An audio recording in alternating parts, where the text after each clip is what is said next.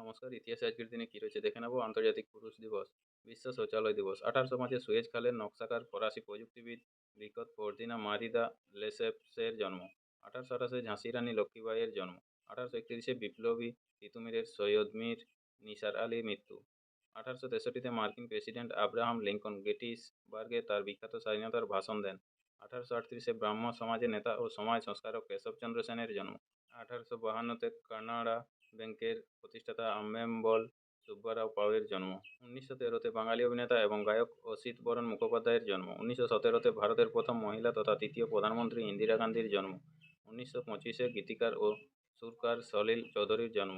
1944-এ জাপানি বিমান বাহিনীর দ্বিতীয় তথা শেষবারের মতো কলকাতায় বিমান হানা হয়। 1951-তে অভিনেত্রী জিনাত আমানের জন্ম। 1975-এ অভিনেত্রী তথা 1994-এর মিস ইউনিভার্স সুস্মিতা সেনের জন্ম। 1988-তে জাতীয় শহীদ মিনারে রূপকার ও চিত্রশিল্পী হামিদুর রহমানের মৃত্যু। 1999 চীন প্রথমবারের মতো সেন ঝু স্পেসক্রাফট মহাকাশে প্রেরণ করে। নমস্কার, আজকের ইতিহাস এই পর্যন্তই। পরের ইতিহাসটি পেতে চ্যানেলটিতে সাবস্ক্রাইব করে পাশে থাকা বেল আইকনটি অল করে রাখুন। নমস্কার।